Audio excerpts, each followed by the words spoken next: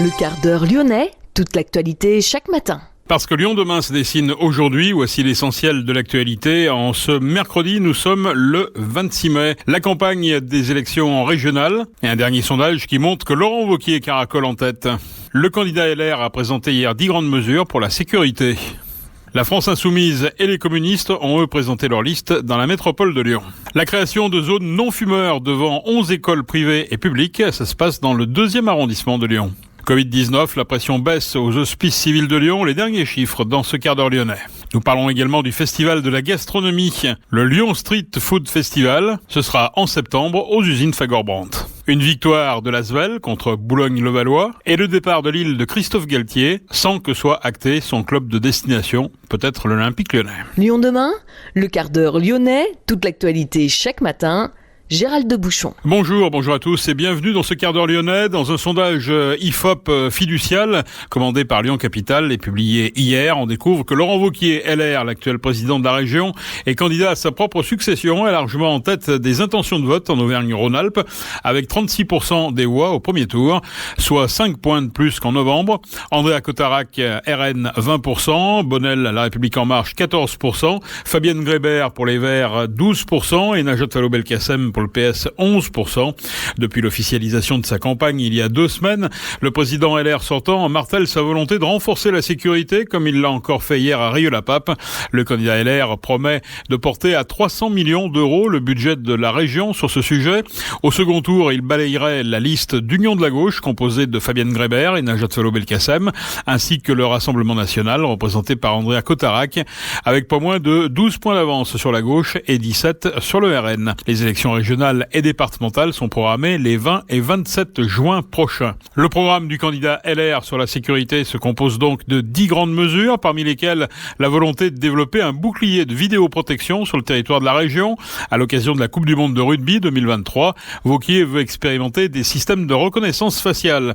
Cette mesure, chiffrée à 60 millions d'euros, vise à installer quelques 10 000 caméras supplémentaires sur le territoire de la région. Le candidat veut également mettre en place une brigade régionale de sécurité pour intervenir dans les lycées compliqués de la région. Et l'actuel président veut aussi supprimer l'accès aux aides de la région aux délinquants et à toutes les familles de délinquants mineurs, sur proposition des maires. Laurent Wauquiez. Je pense qu'on ne peut pas continuer à avoir un système dans notre pays où il y a de plus en plus de violence et on met pas de réaction en face. Vous pouvez pas avoir des gens qui ne respectent pas les lois de la République et qui de l'autre côté profitent de la République. Ce qu'on proposera, c'est si les familles s'engagent, un contrat de responsabilité. Que les gamins soient pas dehors à 22h. Qu'eux, ils s'engagent à faire des peines d'intérêt général pour se remettre dans le droit chemin. Si ça c'est fait, on les accompagnera. Si c'est pas fait, suppression de l'accès à toutes les aides de la région. De leur côté, la France insoumise et les communistes ont présenté leur liste dans la métropole de Lyon. L'insoumis Farouk Ababsa et la communiste Aline Guittard mèneront la liste métropole de Cécile Cukierman. Farouk Ababsa est travailleur social à Vénissieux. Aline Guittard est enseignante et adjointe au maire du 4e. Sur cette liste, on trouve aussi l'ancienne maire de Givors, la communiste Christiane Charnet, l'adjoint au maire de Vénissieux Pierre-Alain Millet, également PCF, le secrétaire départemental du Parti communiste Raphaël Debu ou encore le militant vaudais Béa Créfa. La création de zones non-fumeurs devant 11 écoles privées et publiques. Ça se passe dans le 2e arrondissement, donc en Presqu'île. Les explications avec vous, Audrey Clément. 40 000 personnes meurent annuellement d'un cancer lié au tabagisme actif ou passif chaque année. C'est le chiffre évoqué par Pierre Oliver, maire du 2e arrondissement, dans le cadre de la campagne de prévention contre le tabagisme. En fait, aujourd'hui, c'est l'inauguration des espaces sans tabac. Puis maintenant, plusieurs semaines, on échange avec la Ligue contre le cancer pour monter cette opération. Derrière nous, on a contacté l'ensemble des écoles privées et publiques du 2e pour savoir lesquelles pouvaient adhérer à ce projet. Et à notre agréable surprise, quasi l'intégralité des écoles nous ont répondu favorablement. Il y en a une, on attend encore la réponse. Et donc, dans l'idée, c'est justement d'inciter les parents à ne pas fumer, à ne pas donner le mauvais exemple aux enfants. Il n'y a pas de punition, il n'y a pas d'arrêté municipal derrière. L'idée, c'est vraiment de faire de la prévention. Et donc, c'est pour ça qu'on a lancé cette opération aujourd'hui. Alors que le tabagisme dans les lieux publics fermés est répréhensible de 135 € de verbalisation, Jean-Pierre Martin, président de la Ligue contre le cancer, souhaite par l'affichage le réduire dans les lieux publics ouverts. En 2012, la Ligue nationale a eu l'idée de dire mais et finalement le tabac il est aussi nocif entre guillemets dans d'autres endroits que les lieux publics fermés et notamment dans les endroits fréquentés par les enfants. Alors il y a eu un temps supplémentaire, c'est qu'en 2015 il y a eu une loi qui a interdit le tabac dans des espaces publics pour jeux, enfin les jeux pour enfants. Mais il reste des zones comme celle-là, des parcs, etc. Et si à terme, on les empêche, quelques-uns, de rentrer dans le tabagisme quand ils auront 13, 14 ou 15 ans, on aura gagné quelque chose.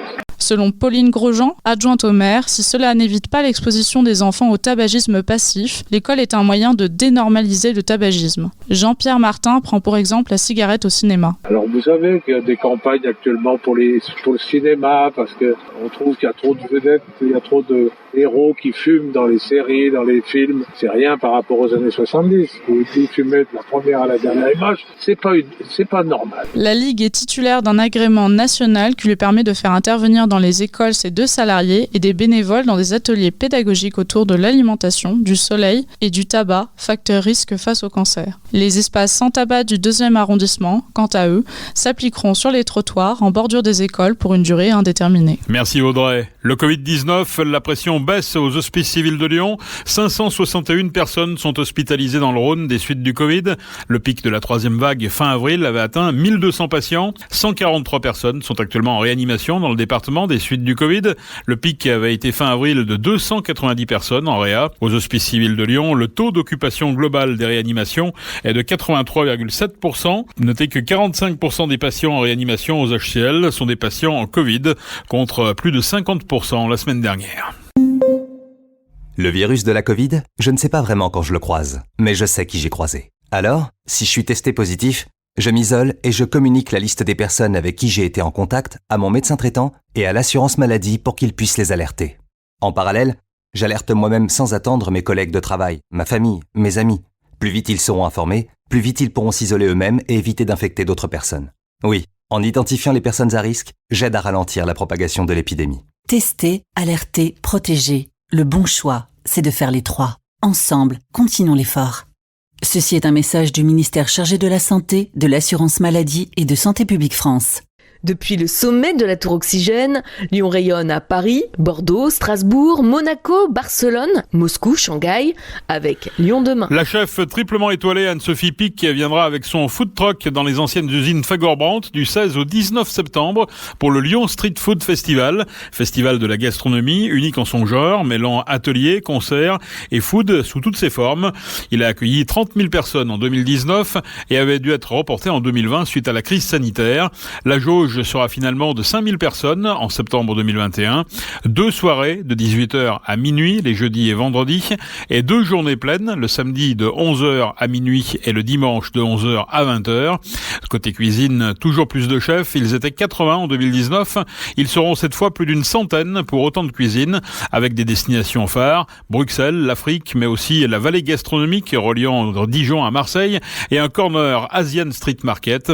Pas moins de 200 ateliers participatifs sont également prévus. Lyon demain, un site internet, du son, de l'image, un média complet pour les Lyonnais qui font avancer la ville. Basket, l'Asvel et sa victoire contre Boulogne-le-Valois, 81-63 devant 800 spectateurs à l'Astrobal. Dominateurs d'un bout à l'autre de la rencontre, les Villeurbanais ont capitalisé leur 10e victoire de suite en championnat. De son côté, le leader Monaco s'est imposé de justesse à Bourg-en-Bresse, 73-74.